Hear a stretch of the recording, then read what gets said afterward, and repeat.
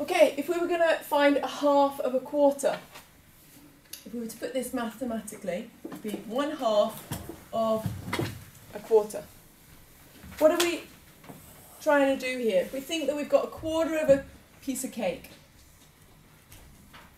okay, I want half of it. How much am I going to get? I'm actually going to get half of this quarter, which is going to give me 1/8.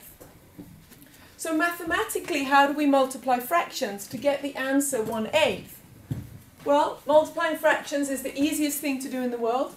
You take the top two numbers, you cover your hand over the bottom two number, and you say, what is 1 times 1?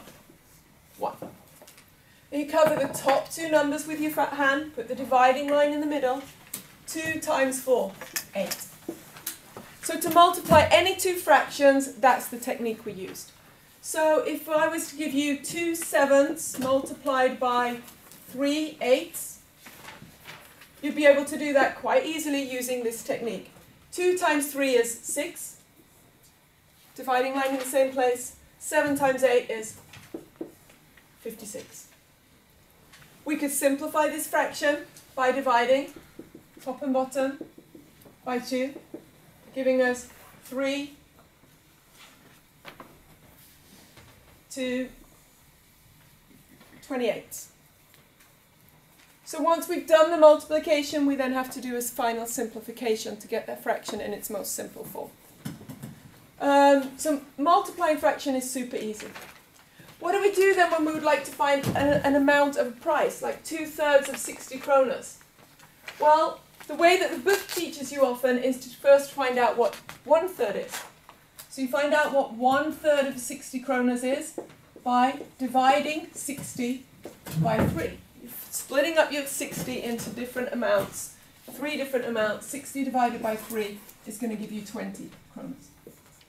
So if 1/3 is 20 kronas, then 2/3 must be double that, 40 kronas. 20 times 2.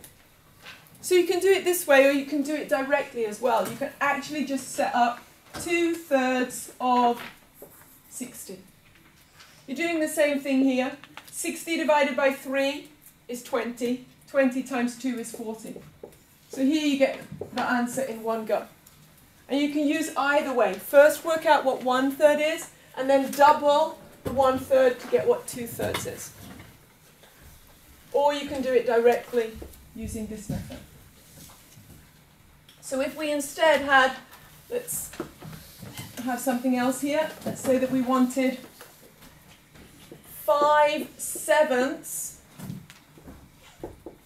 of 140 kronas. Let's change the question.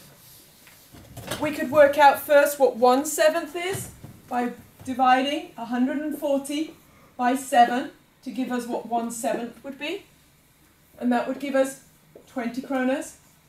And then we could multiply that 20 by 5 to give us 5/7 equals 5 times 20, what 1/7 is, multiplied by 5, so we'd get 100 kronas.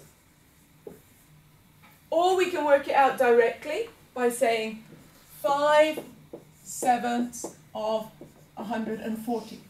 7 goes twice into 14, so it's the same as 5 times, 7 goes into 14 2 times, and the 0's left over. 5 times 20 is 100. This one does it in 2 steps, this one does it in 1 step, but both are equally correct.